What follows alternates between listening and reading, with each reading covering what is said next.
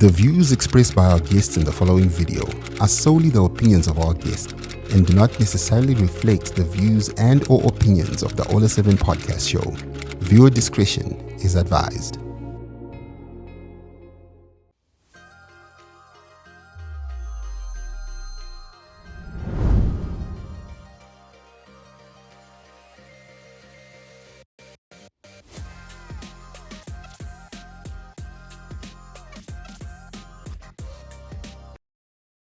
Hello guys, my name is DJ Ollah 7 and welcome Madondo and welcome to On The Spot here on the Ollah 7 podcast.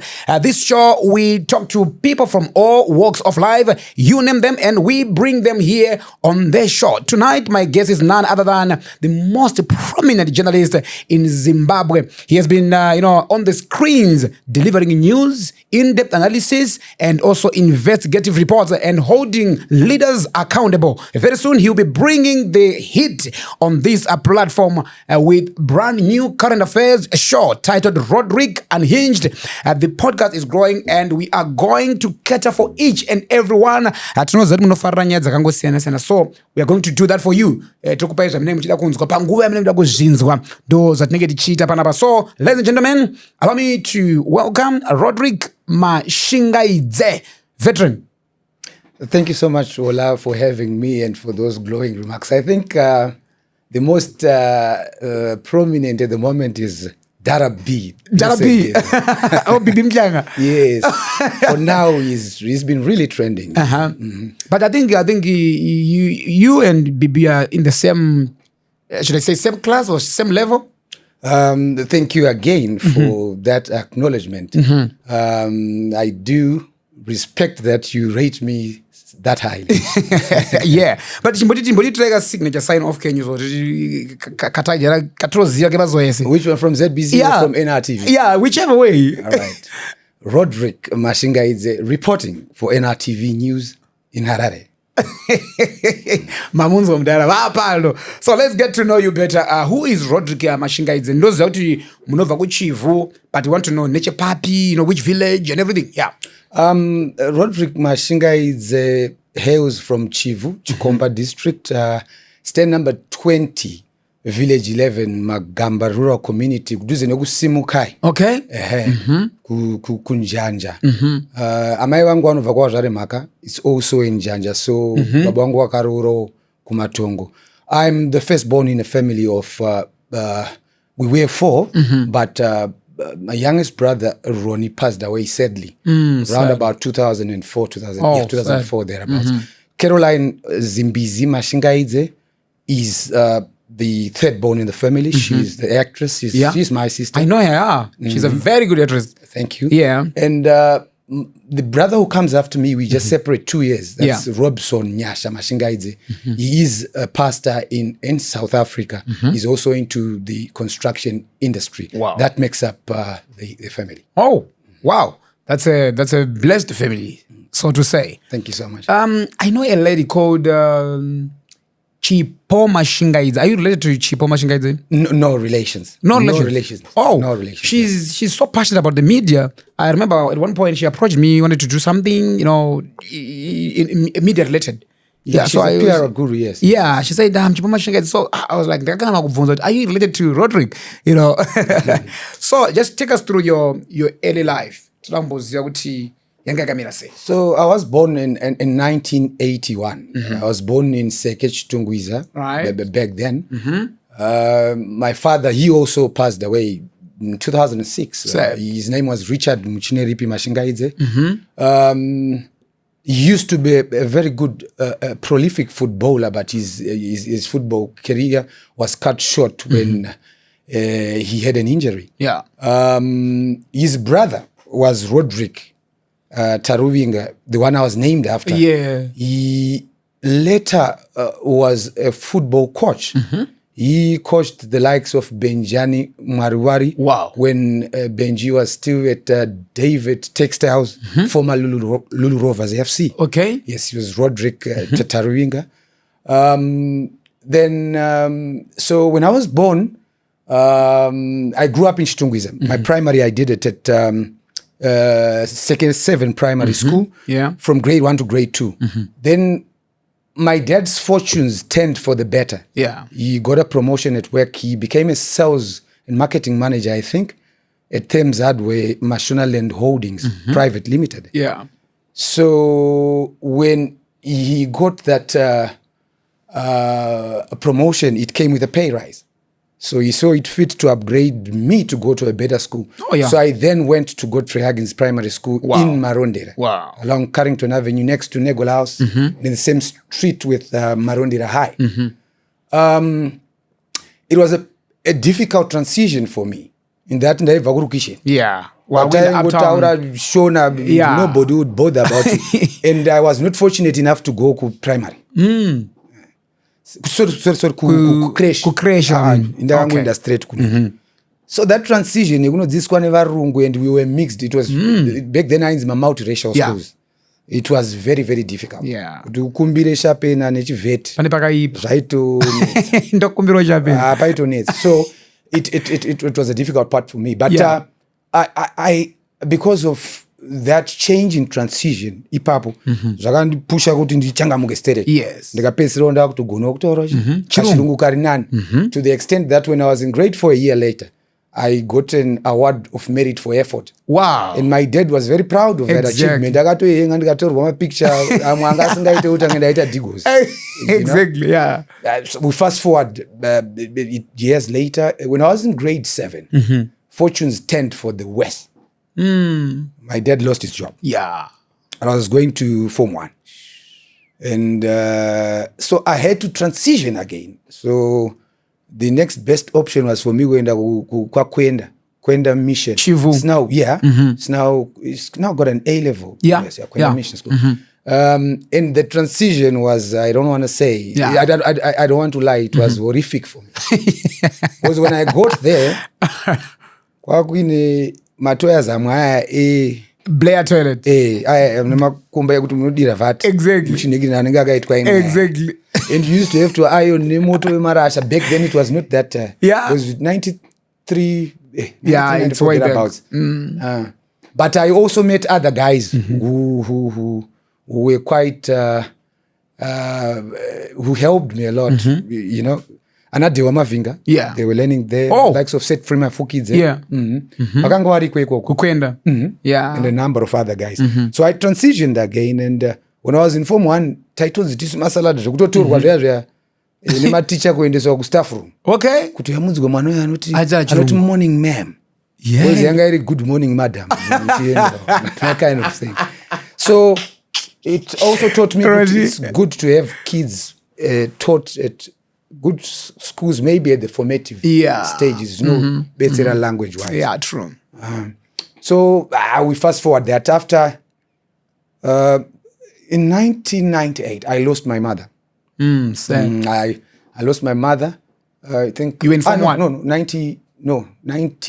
I was in Form 3 when I lost my mother. That would have been 96. 96, yeah. Okay. She fell ill for quite some time. Yeah. And that really affected me. And it changed the whole our liff generally. Because after we lost our mother, she was Diana Tenga Mashingaidze. Yeah. So we lost her. She was in her 30s then. We would later lose our house. They had to sell it off. Yes. And so the family got split. You know, my sister had to stay in Chegutu with that other uncle of mine that I spoke to you. Yeah. And the other time in Chitungwiza with the other uncle. So things didn't turn out to be quite good for us. Yeah. My brother will be the pastor now. He also then had to go Kumusha. He had been to Godfrey Huggins as well. He's got a different story too. So things just changed in a hectic way. You know, it was disruptive. And after that, that's when I decided I had to look for a job. So I worked at Interfresh Holdings. Interfresh, also Fruiterers. Yes. Corner Boshoff in Shepparton. That was my first job. Oh, what were you doing there? Offloading trucks. You know, when they have cabbages, potatoes that need to go to TM Helensville. What TM a story. Yeah, you had to offload those. And the first day, I went there, got the job. When I came back, I said, I'm not going back there tomorrow. Why? I was small built, and you know how hectic it was. Ndakarwadziwa 30 truck ndarare makabeji nemapotato ndaramurichi muchinzi imimi renyu angari ma1 zvikanzi andoitoripo comrade mukona kutobaya because pana pandoachi. So but I had to persevere. So I was there for quite some time. Then an opportunity came. I went to Keynes, number 6 Upton Road at Benny. At Benny. I was a labor assistant there. This was after I So when you say labor assistant, what will be, I mean... It's a fancy name of saying you'll be cleaning around the lab, mopping and cleaning the beakers and all. That's the labor assistant. That's a fancy name. So labor assistant. So really nice. But what were your childhood ambitions? I mean, did you ever imagine yourself becoming a journalist? Not even.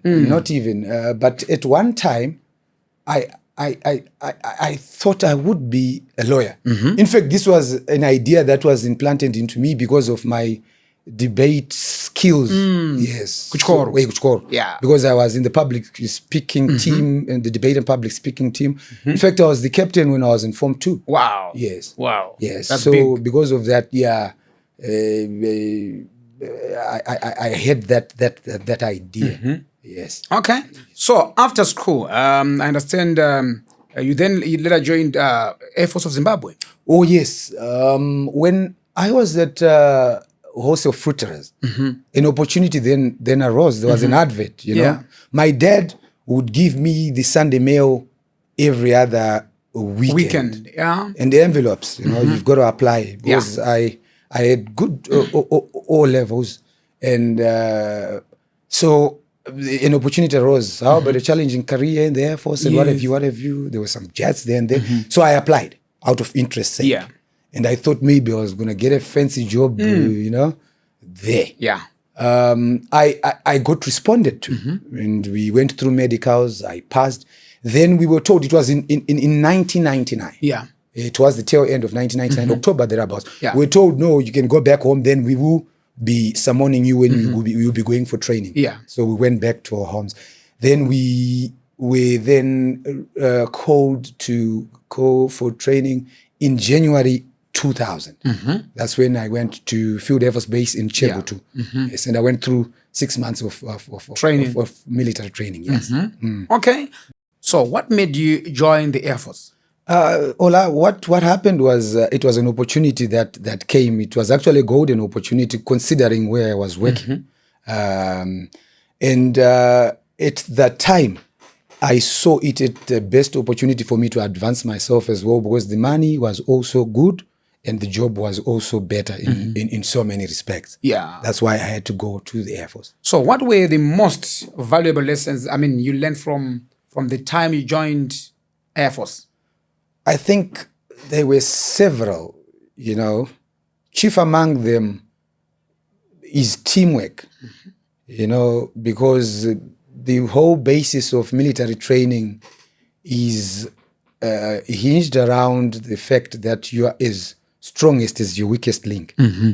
You don't leave your buddies if you are in combat behind. You have to go together. So you are taught that throughout. Whatever it is that you do it collectively. You know, you can't sell out as it were your comrades if they've done something bad. Perhaps Shengeta secret.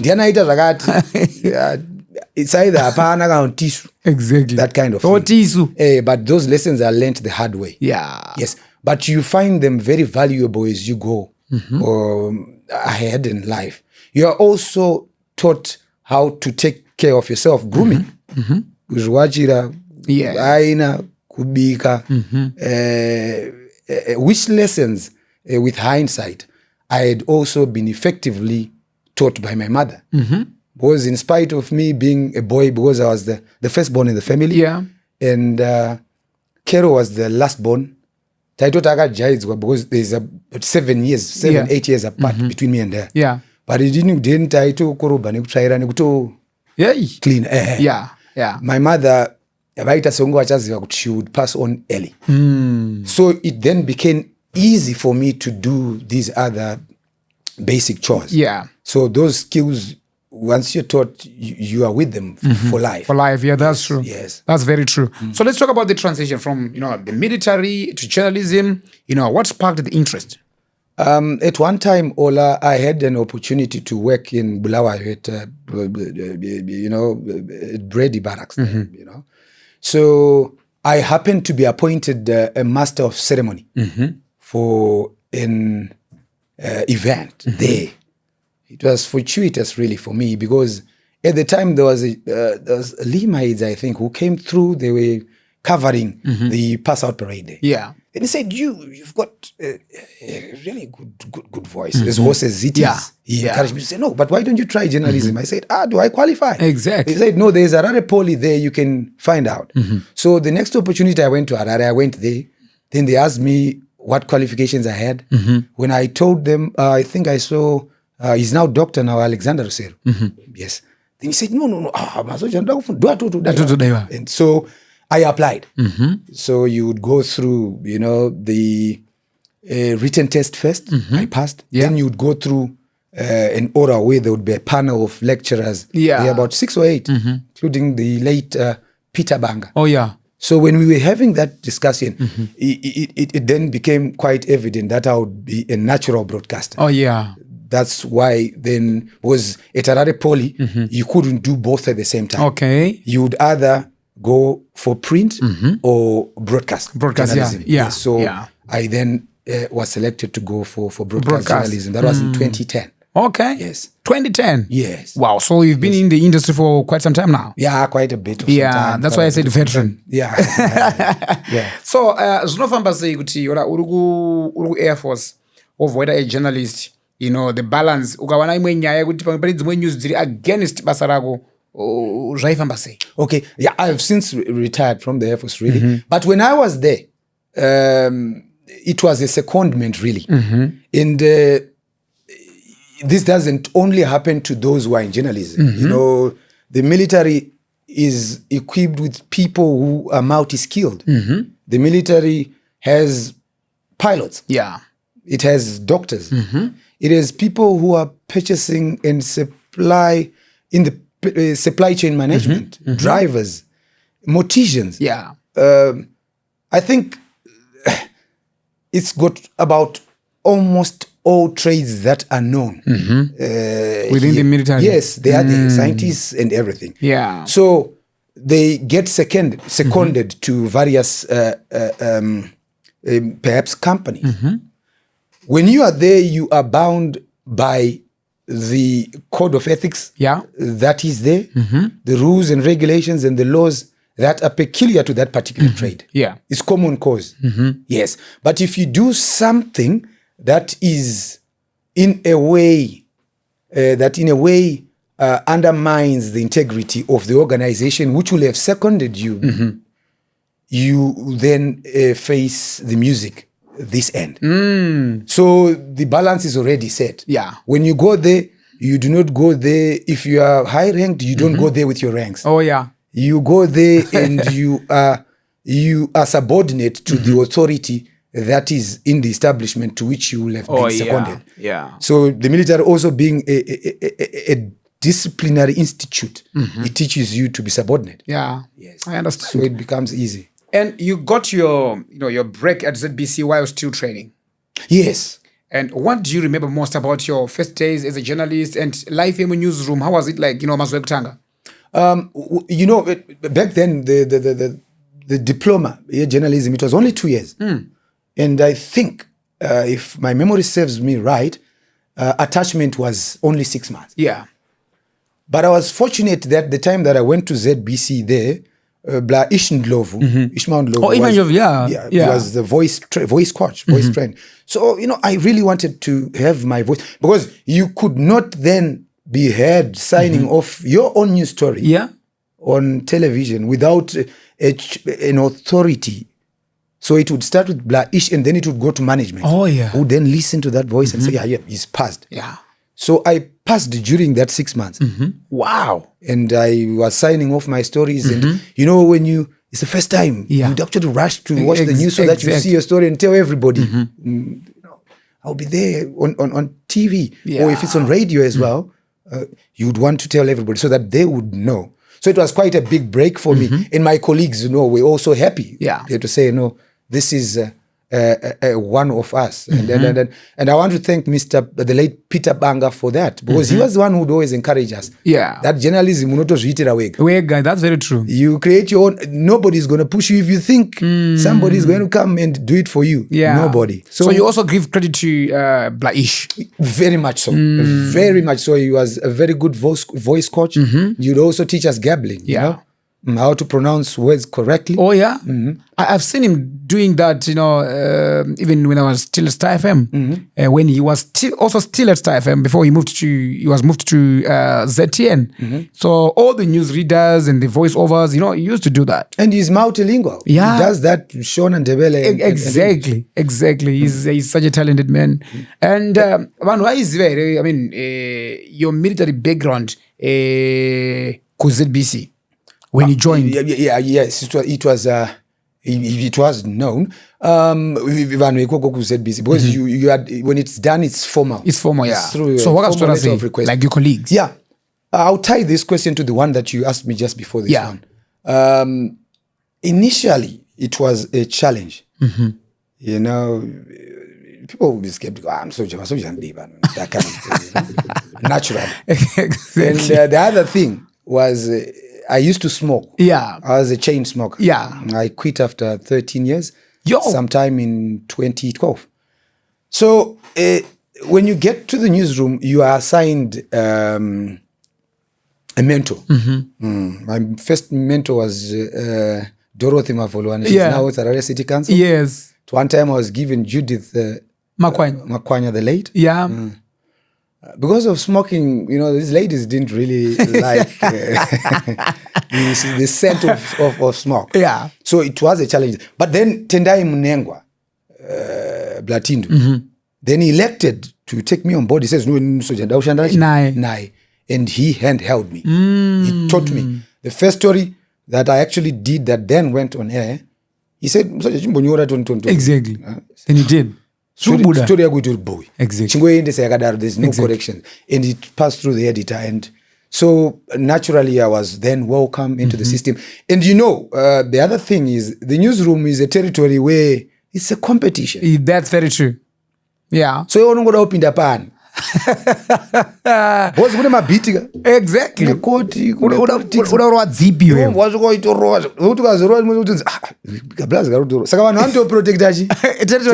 and that's the nature of the newsroom. So you just have to, initially you start as a general reporter. But I transitioned to the courts by default. Really. In 2011, if my memory serves me correct, that's when General retired Solomon Tafumana Mjuru sadly passed away through that fire incident. So an inquest had to be done. And you know, and I chased through a border simbi. Nobody wanted to touch that. And I was a rookie then. And they said, So just tell me, I'm just curious. I want to know about that part. You know, covering the inquest of into the death of General Solomon Mujuru in 2011. It was a big moment, I must say. Kwauri, you know, that was a very big moment, a big opportunity, at the same time a risky one. But tell us, you know, how did it feel to report on such a significant case? It came initially as a challenge because this was the first time to cover court, and court reporting is a specialized beat. It's got its rules and regulations. But kudos to the environment created by the court journalists themselves. So it's a small community. You know, court reporters have got their own niches. If you're sports journalists, they have their own. So these ones then took us through. You then follow through what's happening. So what's happening? Exactly. In the discussions, what's the topical story? Then I naturally caught on to that. But the beauty of having covered that was that it gave me unlimited airtime for a month. Wow. Because that was the top story. Yes. In follow-ups. Every day. Yeah. As long as it's not thing. Yeah. It's not during the weekend. That was the story that was breaking. People would want to know what has come out from what's new from General Mjuru's death. Yeah. I remember the magistrate was covering that. He's now the JSC secretary. Okay. Mr. Walter Chikwana. Oh yeah. And the Mjuru family lawyer was Tako Kiwada, this Indian gentleman. Yeah. And you'd see prolific people arrive to cover those who were with the Mjuru family. Yes. The people from the party, the ruling party, yeah. and all other people coming there. So it was really a big story. Yeah. And in it also taught me how to fine-tune my reporting skills. And court reporting then became my So from that story of the late General Mjuru, what are some of the fond memories you have, or you still, that are still stuck? Hey, but story maybe you would want to share with us today. From that Mjuru story. Yeah, I think the every day would be a revelation in terms of what was coming out. Yeah. Because the family seems the whole death was a bit suspicious in the manner it had happened. And so every day you'd hear that, for instance, Tako Kiwada wanted to get through the family. Yeah. They were requesting to have the body exhumed for a re-examination. Yes. Saying, of course, he had not died as had been said by the post-mortem report, as indicated by this, I think it was a Brazilian doctor who had done the post-mortem report. Yes. Yes. There were a lot of technicalities that also came. Then we also had the other day, as journalists and sensations, sensationalism. Yeah. There was the other one that happened was a blue fire on General Mjuru's body. Blue fire? Blue fire, yes. They were speaking about the first people who then reported, the first responders who wanted to pour water so that they would help. Douse fire. Oh, yes, yeah. that was on him. Said there was a blue fire on General Mjuru. So the whole court process had to have experts analyze what blue fire means, what could have caused it. Had he been burnt before, or did he die before? Was it a way of covering up? Yes. So there was a lot of, movement every other day and new developments that were happening. Yeah. Yes. Yeah. So there was not one that actually comes out, but the essence of the whole story was that it gave me unlimited airtime. Yes. Yeah, which is good. I'm sure everyone was interested, even those days. Okay, what really happened? And I got glued by news, sure. And in the newsroom, you'll be the golden boy. Was everybody was saying, Rodri? But it doesn't happen all the time. Yeah. You have to look for another one. Yeah, I understand. You also had a privilege to also cover some other crucial reports, like you've covered 2013 harmonized elections and the constitutional court challenges that followed. What was the experience like? The election phase in the country, is always called the moment of madness. It's a mad season or foolish season. Because there's a pre-election phase. Then the election itself. Then the election phase. Yeah. Then the post-election phase. Pre-election, your campaigns, your what have you. They've got their dynamics. And reporting for the state media can be very tricky when you are covering the main opposition. Yeah. Because of the perception of bias. Yeah. That is there.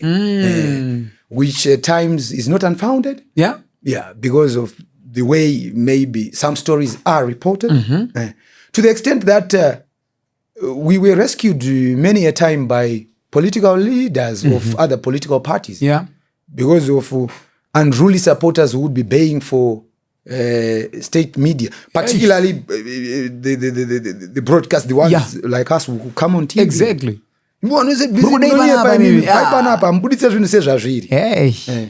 Then my endless say messages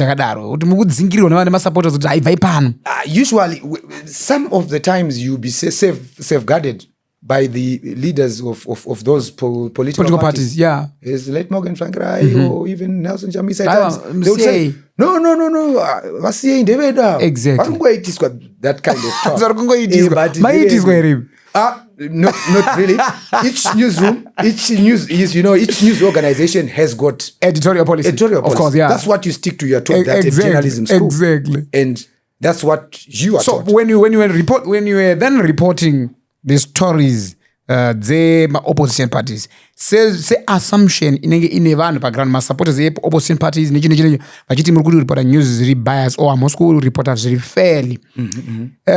Could that be something chinenge chiri true or what? The challenge that is there, Ola, in that area is that it might be substantially true to a fault. To a fault. When you look at some other stories, perhaps. But the difficulty that you have now is that because of that perception of bias, some opposition political parties do not even want to be covered by you. You request, they'll say no. No. But as a matter of policy and as a matter of law, you are supposed to give adequate coverage to all political parties. That's why you would see then you will be covering even fringe political parties, mainstream opposition political parties. Yes. You know, even some who have debates, you'll be covering those. But imagine for an organization such as ZBC, so they've got an hour bulletin. Yes. And you have to cover the length and breadth of what has been happening from Zarabani to Bidebridge. Yeah. And, activities happening there. True. Yes.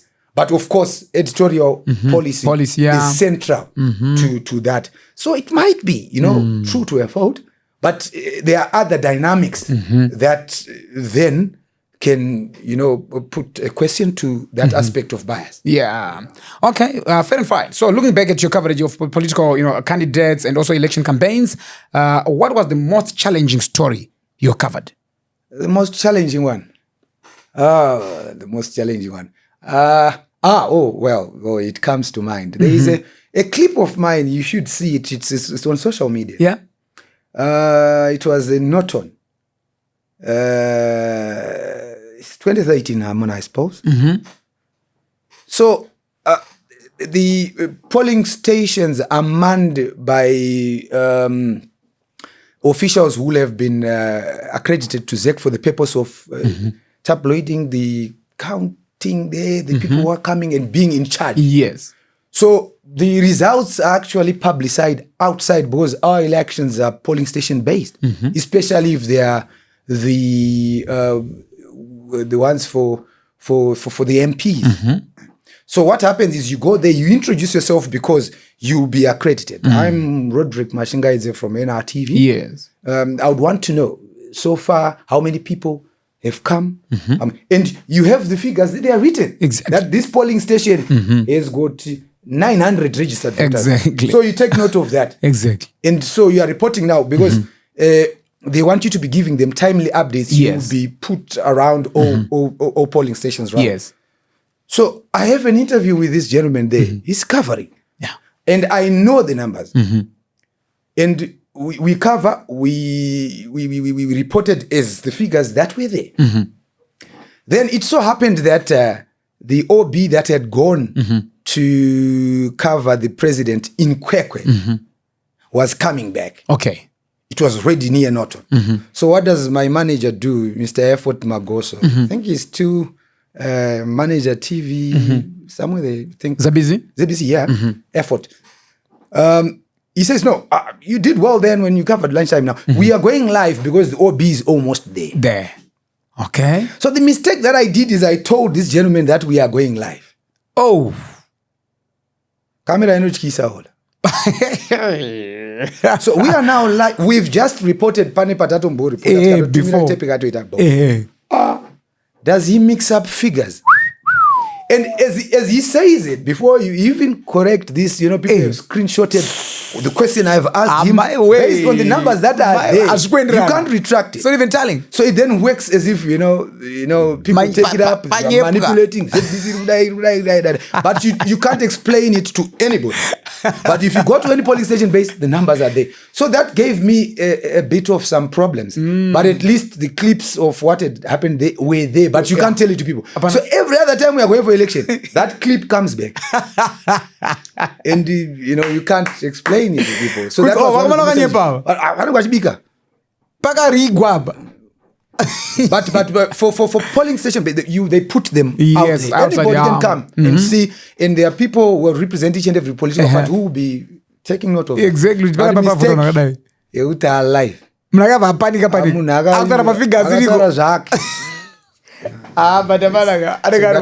was one of the challenging ones. I remember you also covered, you also reported on Zimbabwe's military deployment in Equatorial Guinea during AFCON 2015, thereabout. What stood out, the most from that assignment? You remember at that time, the late President Robert Mugabe was the chairman of African Union. So I think it was Mauritius or Madagascar. Is it Mauritius? One of those oceanic islands was supposed to host the AFCON. But there was an unfortunate incident of an Ebola outbreak in West and Central Africa. Yes. So they said, no, we can't have Africans coming. That's a bit riskier.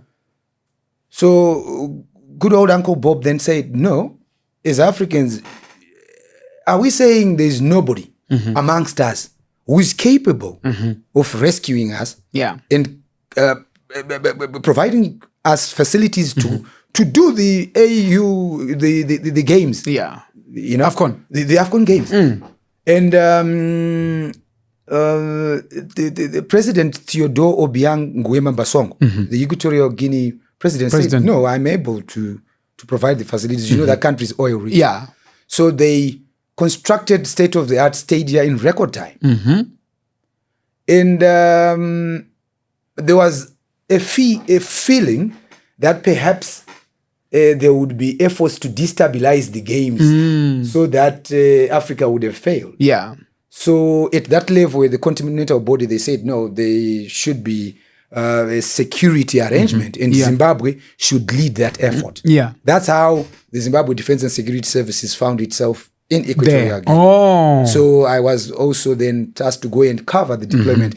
It was Operation Restore African Pride. That was the code name of that operation. Okay. Yes. So our troops were deployed there, the Zimbabwe Defense Forces and the prisons officers there. And what were they doing? Police. They were providing security services together with Ghana and the host country. And ensuring that people would be safe. There would be nobody who comes through with any weapons. Yes. Yeah. Yes. And it was really successful. So it also made me see how other countries are. So your CV in journalism is a bit rich, my brother. It's a rich. You were the general manager of public relations for the 2017 Paralympic Games in Harare. How was that experience for you? That experience was quite enlightening, Ollah. Because there were committees that were set. So whenever there are Paralympic Games, there are committees that are set and there are clusters where one would be appointed to look into this. So that opportunity came and I took it on board. My duty and my brief was to ensure the games had visibility. Yeah. And so because of my network within the industry, I ensured that the games were visible throughout our radio stations and ZBC, Star FM, Zim Papers Network, and all the other colleagues from print and allied media online would make sure that they would get timely updates of what was happening. All press conferences would make sure that the games are visible. So I think those were really, really successful. Amazing. And in 2018, you covered the Kimberley Process Certification Scheme in Brussels. The KPCS is the international system based in Brussels that aims to prevent the trade of conflict diamonds by requiring participating countries to certify that all rough diamond shipments are conflict-free, ensuring that only diamonds meeting these standards can be traded within this scheme. Essentially, it's a mechanism to combat the financing of rebel groups, also through diamond sales by strictly regulating the diamond trade globally. How important was that for your career? Because this is big. It was really also enlightening, and the background to the KPCS. When it relates to Zimbabwe, you would remember we had a big fight. As Zimbabwe to join that, because when your diamonds are labeled conflict diamonds, you can't trade them on the official market. So when people buy them, they buy them for a song, because they'll say no.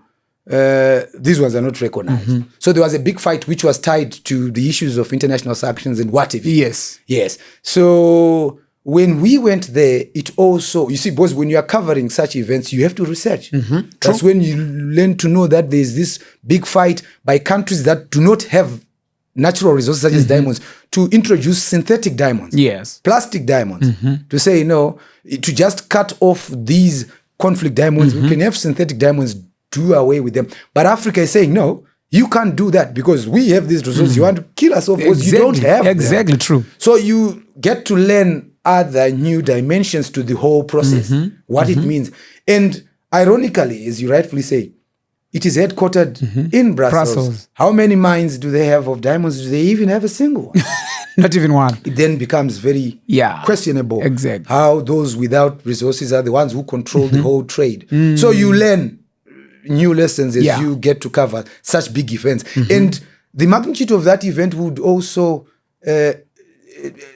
teach you how people organize their events, because you would book electronically from Africa. So when you just get there, your press kit everything is there in your bag and everything. You just get there. Name, be produced, they get everything is already sorted. Okay. Yes. So in your ZBC career, tell us your highs and your lows. The lows would have been that one that I say. There were times when you would get when I got my first legal, what do you call it? That one, a letter for request. We're requesting for a retraction. Fortunately, I had not been malicious in that reportage. Yes. And we prevailed in court. But just hearing that you being sued and Rodrick, you are called there to the legal manager and all that. I'm there. You know. But then when the lawyer had gone through the papers, no, you did everything by the book. Exactly. You are safe. You're safe. Then at least I got settled. So when you went to court, what did they say? I didn't even attend. The matter was settled in chambers. I think. It was just, I know this one is a flimsy lawsuit. The reporter gaita bas. So many journalists, find it very difficult to move from one media house to another, mainly because your name is a good name, also a good, good brand. You are operating under a media house. But why did you leave ZBC? At the time, ZBC, it was a mixed issue as well. I had not left my former employer as well, so I had to go and attend to other career-related courses. So that would have interfered with ZBC would have interfered with those career courses. Because I was still there, I had not yet retired. So that was the reason why I had to briefly leave. And when I left, that's when a new opportunity also arose. So given a chance, would you go back to ZBC? I would have no problems going back there. But for now, my eyes are set on a bigger goal. For now. Okay. Yes. So you've been part of both state and private media. Both are obviously essential for a healthy media ecosystem.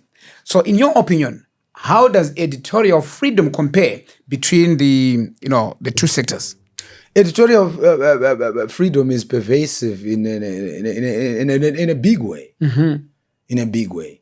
It is more pronounced when you're doing a podcast. You're Joe Rogan, you're Ollah 7. Yeah. You're Rodrick Unhinged, where you are the editorial policy yourself. You are guided by what you believe in, you know? Yeah. It's more pronounced. But whenever there is an editorial policy, they call it house policy elsewhere.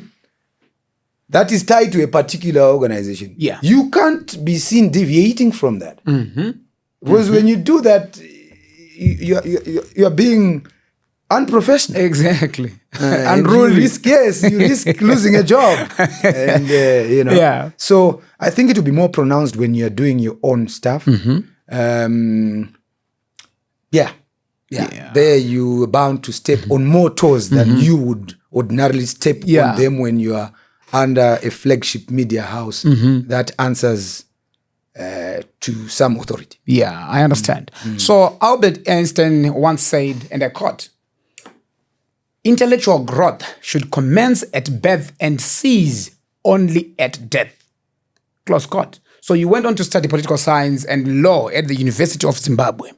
How has your background in journalism influenced your approach to studying politics and law? You find that politics is intertwined with journalism for some funny reason. Yeah. Because in journalism, you're covering a broad array of issues that affect people socio-politically, economically. Yeah. That's politics for you. Who gets where, when, and how? Who's got the authority to share values? Who gives you who what? Yeah. And when you're in journalism, you are compelled to make those who are in authority account for the positions that they hold. Yeah. That's a requirement. If you are objective, partial, neutral, and you do that. So in political science, it was a transition that was made easier because of my background in journalism. But I was compelled to study because what was happening was you see kudhara kwangu ine Harare Poli ne kosa. Yes. Ne pana imwe akazuwa imwe yanga iri somewhere pamusoro pa na copy kwako. There were very few journalism schools before the emergence of MSU. Use it yakatozotanga journalism later. I think slightly later. Inenge akamboita kambomisa ikazotanga MSU then became the big one. Yeah. So they were emerging youngsters who were degreed. And here you are, Mr. Mashingaidze, murukunzi mimi munopisa. But mune diploma. Yeah. Pakadazo promotwa nekudididika. Amkozoenda pamberi. Pulisa mind. Pada something. Pakuda kuzorema manje. Exactly. Because vakatouya vachibva kweMSU, the next step was for them to do masters. Exactly. So unoda tatusara muchiresi manje. Exactly. But nyoti atakakura musoro chiti zvitoziva journalism ndakatoita ndoiziya kupoli. That's what forced me to then do. I thought it was slightly different. Let me do political science. Yes. I understand. So that's when I did it.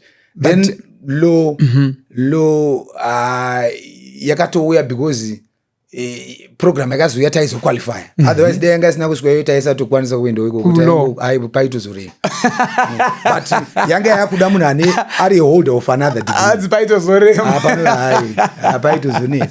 No, but how did that shape your career? Even political science and in a big way. In a big way. And covering the courts in itself, it was a lecture room. Yeah. Because things that you were seeing there at the course there. Wow, it gets clearer. And you then see the glaring mistakes that reporters and journalists make. Because we are not specialists in everything. Exactly, true. There are some glaring mistakes that we make when reporting. Maybe share with us, some of the mistakes that you later discovered. People were making. I would say, for instance, there is a general rule that you must not divulge the identity of a victim of rape. Yeah, but there are certain times where you can unwittingly divulge. Yes, because at times when you want to expose maoffenses antwa nevanhu zvinhu zvakashata kusociety kuexpose kuti baba vakaita zvinhu zviri hini antu unongoda kubudisa zita remunhu iyoyo so that he is shamed. It's one of the other things that we must do as journalists. Kushame vanhu vanoita zvinhu sei vari kurapa. But when you do that now, it then becomes quite evident kuti mwana wanhingi ndinhingi because mazotaura paya. So in a way no, you know. Yeah. There are cases when cameras it's a whole technique. So there must also be programs or courses that are related to various fields of reportage. Yeah. Dzinobetsera vanhu kuti vaite sei vatsanangudze vachiziva how it ought to be done. So you see once in a while so education is very, very, very important. It's key. Yeah. It's key. So the whole world is currently going through a fourth industrial revolution, which is driven by advanced technologies that blur the lines between the physical, digital, and the biological worlds. You know, this means a demise for traditional media.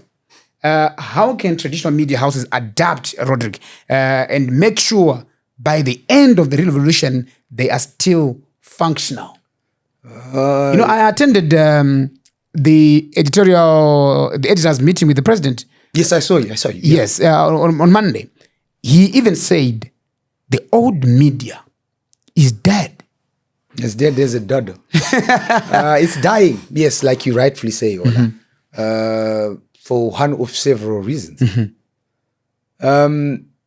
For starters, when you are given a license here and you have to go on DSTV, you are geologged to Zimbabwe. Yeah. You get your thing. And if somebody who is in South Australia, Zimbabwe, who wants to hear what's happening from you, cannot, as long as you're not on the digital space. Yes, true. So you have to go on Facebook, you have to go on YouTube of necessity. Then comes you, Ollah, with your podcast. Interesting, snappy snares, the way you guys do it. And with little or no editorial policy is the constraints that are seen there. Yes. So for people to follow you, because when people have that perception that what you chaff out is not the right stuff, they will switch you off. Exactly true. Considering that you also have to pay for DSTV subscription. Yes. Whereas if somebody just has data, free Wi-Fi at work, or work, I don't have access to everything. If they real don't, content in real transform. time. Yeah. Yes, and now you have citizen journalists. Things are happening, they'll just go Facebook Live. Dangers, of course. Yeah, exactly. Because my ethics and whatever. Exactly. Parameters but this is what you're competing against. Story who waits for that?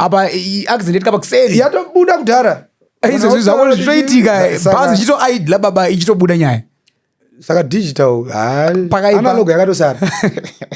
Saka panofana kutoita vanhu vanotofunga kuti how do they get out of that quagmire. So you know, let's move into this one now. You're also coming into this space now, having worked with at NRTV since its inception. What made you decide to then leave and focus on Rodrick Unhinged, the new show you are about to start?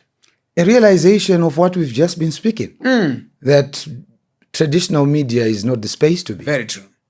It's slowly dying. And slowly dying. I don't want to be a part of the process. So I have to re-establish myself elsewhere and be part of the living, you know.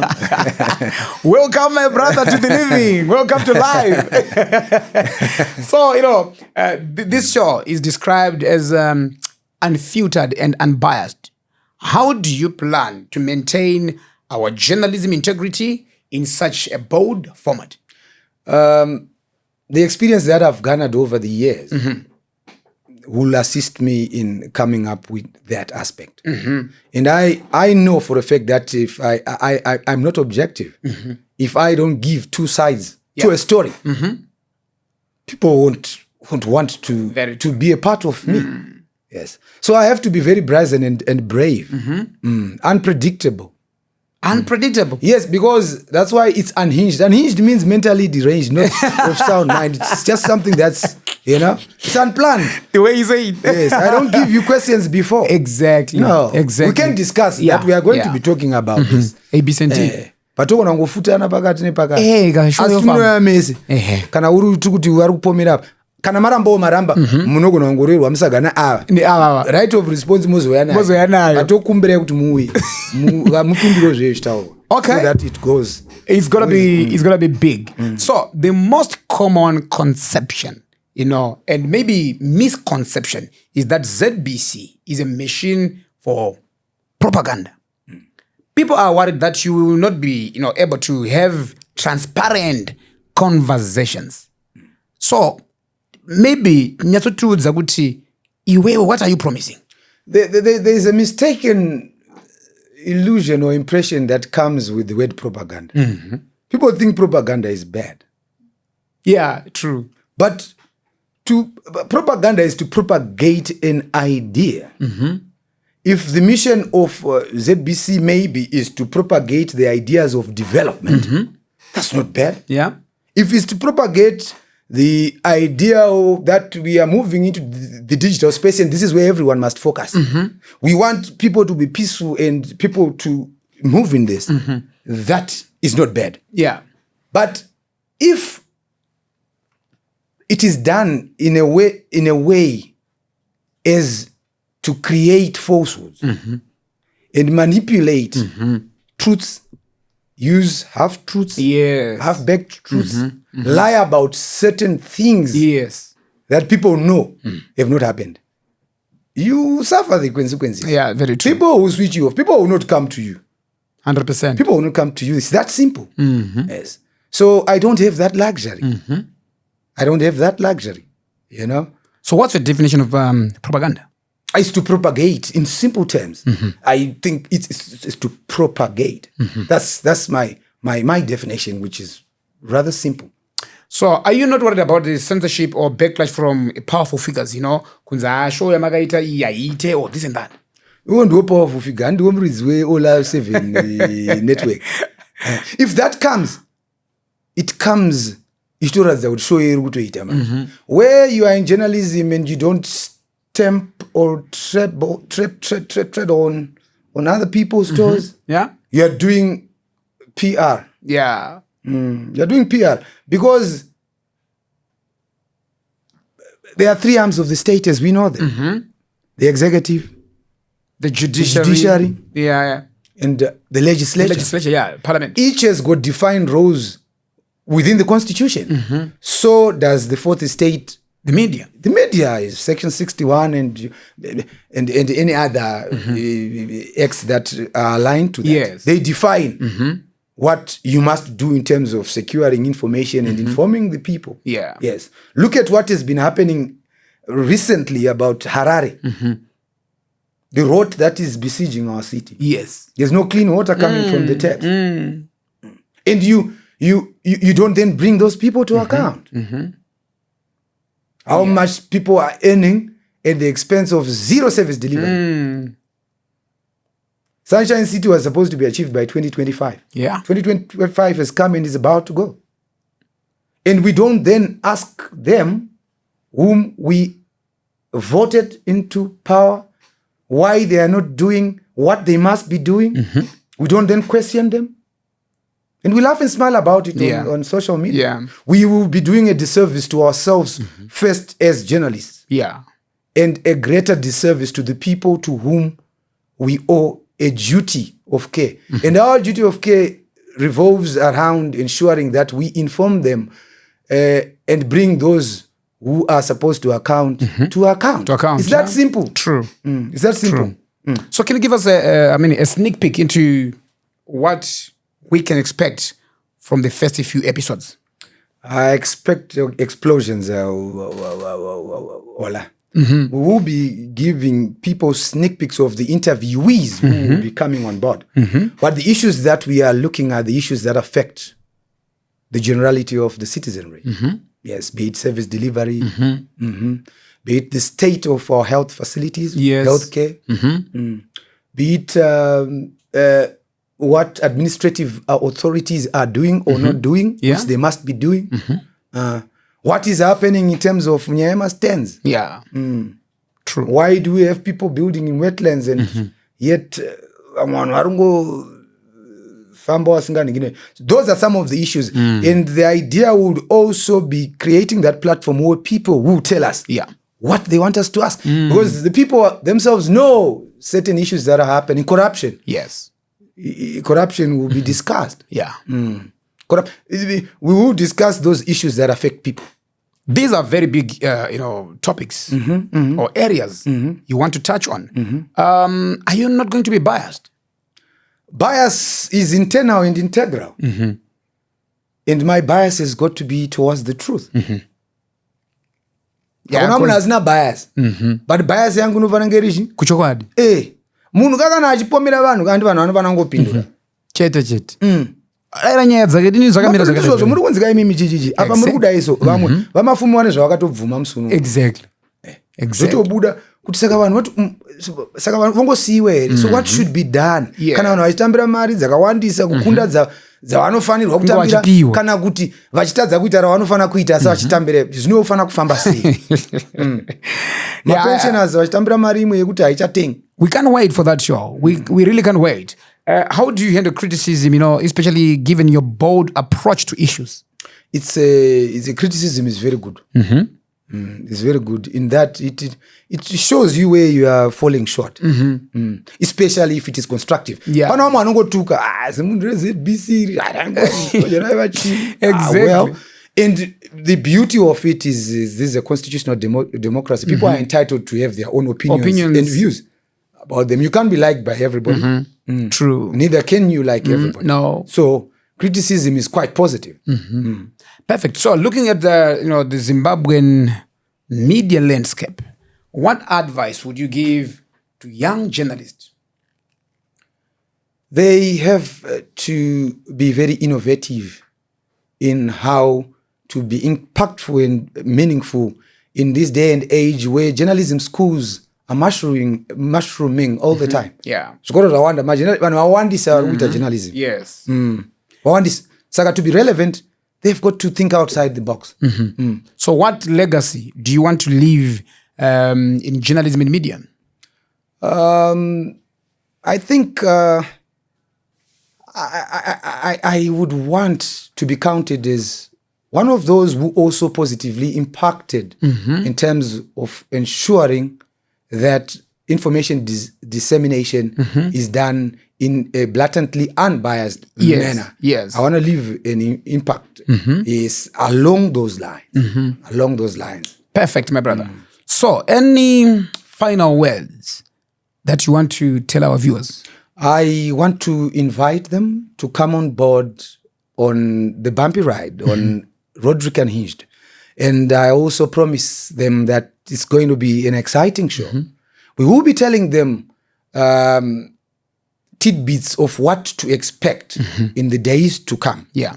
And of course, we will be advertising on all our 7 platforms, the guests that will be coming. At times, we won't be telling them in advance. Yeah. They will have to tune in to the various social media platforms to see for themselves who will be there, but we will be promising them fireworks.